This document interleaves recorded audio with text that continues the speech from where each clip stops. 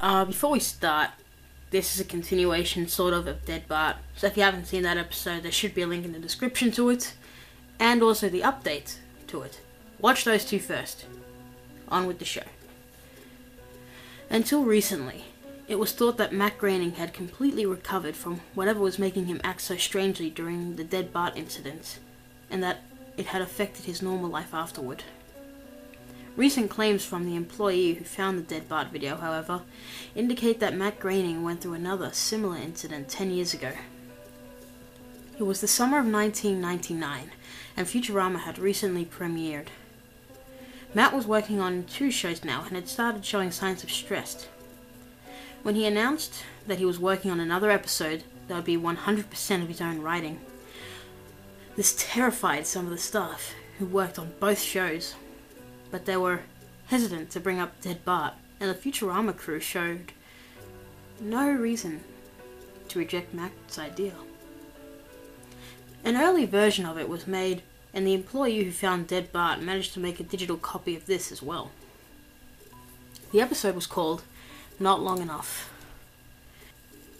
The episode started with Fry, Leela, and Bender making a delivery for Planet Express.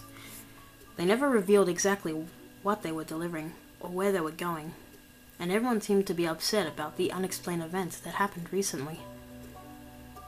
Leela and Bender were angry at Fry, who kept apologizing, but was coldly rejected by his friends. They eventually reached a planet that seemed to have only one house, surrounded by an empty, desolate field on all sides. They knocked the door, and a grotesque alien that seemed to be very old answered. He took the box without a word. He opened it, stabbed himself. The Planet Express crew didn't seem to find this odd or surprising. They simply left the body on the ground and walked back to the ship in silence. The next scene was the Planet Express ship flying through space. A dissonant piece of music made of extremely loud instruments, playing a very slow tune, played in the background, while the ship flew through an empty black space. They finally reached Earth and landed in a deserted New York. Fry started apologizing again as they walked through the empty streets. There was no sign of the Planet Express building, but Leela and Bender glared at him in silence.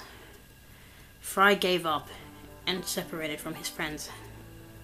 He walked for quite a while, never encountering a single person. He reached the cryogenics lab where he had been frozen, looked inside, and began to cry. The crying went on for a few minutes before he entered the building. Fry went to one of the tubes, set the timer to a huge number with more zeros than I could count, and locked himself in. The scene faded out, and when it came back, the view was entirely on Fry. The machine must have partially stopped working, as parts of Fry were decaying. Bone was poking through skin in several places. Fry mumbled, "It's what I deserve," and climbed out of the freezing device.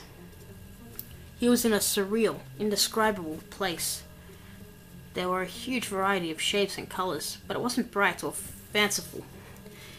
It was closer to the faint colors you see if you close your eyes too hard. Fry started walking. The surreal void he was in seemed to go on and on. He kept walking for a few minutes. The colors kept making shapes you could kind of make out, but none of them were pleasant. After his long walk, Fry found a picture on the ground. It was completely out of place in his new environment. It looked like something drawn in the normal Futurama style.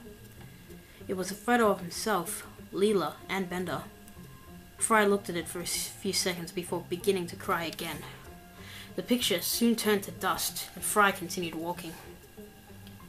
The view zoomed out until Fry couldn't be seen, and all the colors blended together and turned to a solid black. The view continued to zoom out, and we see that the black was a tiny fragment of the pupil in Fry's eye. His frozen body had fallen out of the freezing unit and was lying in an abandoned room.